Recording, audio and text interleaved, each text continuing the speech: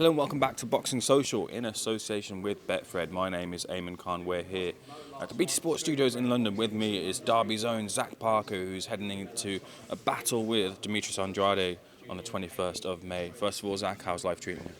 Yeah, obviously good to be here in London. Just did the press conference for Parker versus Andrade, and I just can't wait for May 21st now. Take me back to those initial moments, those conversations when you're looking for an opponent, looking for opportunities, and Demetrius Andrade's name gets put into the mix. What's happening in that moment?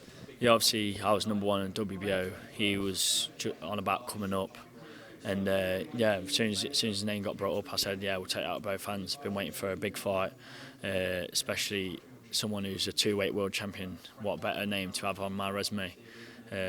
Like Canelo said, all these other guys need to start fighting each other to get to fight him. So yeah, that's where we're at now, and get the win on May 21st, and we'll go from there. Was Demetrius ever on your radar at any point, or is it just a case of he came there and you just took it with both hands? Yeah, obviously he was at middleweight. I thought he was going to stay at middleweight, but now he's come up. All good for me. Get a good, massive fight, and not just massive fight. It's in my hometown, Derby, at my football club at Pride Park. So yeah, I'm absolutely buzzing with the fight, and I can't wait for May 21st now.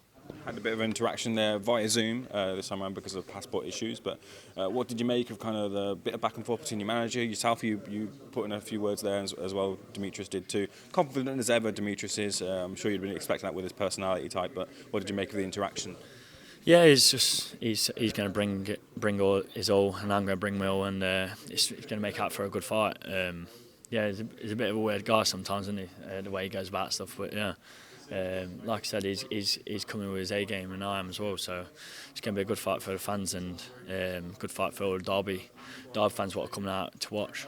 That's him outside the ring. How about inside the ring? Are you the type of fighter to study tape? And if you have, what have you seen of Demetrius? The things that people say about him is very much a tricky operator. He's got power too. He's confident in that too. Something you have as well. But in terms of you looking at him, what do you see of him in the ring? Yeah, obviously he's a southpaw, awkward, moves a lot, and yeah, he's an awkward guy, but like I said, he's coming up from middleweight to super middle, and that could be awkward as well. Switch hitter, hit with both, can bang with both hands. So yeah, I just see it going in my way. I've got F in my corner, and when May 21st comes, I'll put F into plan, and Zach Parker will have his hand raised on May 21st. Interesting thing coming into this as well is Demetrius coming up, like we mentioned. You both fighters having that power, whether Demetrius's power comes up too. But Frank mentioned, I think it was Frank who mentioned that you're quite a big super middleweight there. Maybe that might play a factor in the fight, but those sort of things playing a factor. Do you think those all settle out in your favour, being the punch power be maybe the main thing? Yeah, definitely. I'm the bigger guy, taller, ranger, and no one's even seen how I can box as well. I'm a switch hitter. I move good as well, and I plan to show it on May 21st. And obviously, like I said, he's an awkward guy, but when I hurt someone, I don't lay up. You've seen him in other fights. When I get him out of there, and I plan to do the same thing.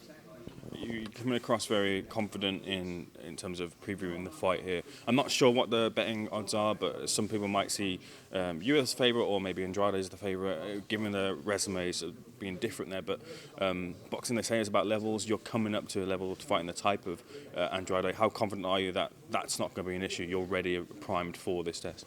This is what I've been waiting for all my life since I was 4 years old. I've done it all through the amateurs. I was boxing people in GB and F and beating them. I've always been the underdog, and it don't matter about that. If people want to get rich on May 21st, make sure you lump on me. Confident as ever, Zach. WBO interim super middleweight title on the line there. Two schools of thought here that either the winner gets elevated to full champion if Canelo ends up vacating, or the winner will fight Canelo if Canelo keeps the titles later on. What do you kind of expect to happen? What's the feeling there? Yeah, he's gone up to light heavy boxing bivol, so we'll just have to wait and see what he does. It's just if he can make the weight. Still, obviously going up and down all the time. It gets harder as you get older as well. That's probably one of the reasons why Andrade's come up, because he can't make the weight. Because he's like 37, so he's getting old. He's old enough to be his dad. So yeah, I probably expect Canelo to stay up and maybe get made world champion straight away. What would you prefer?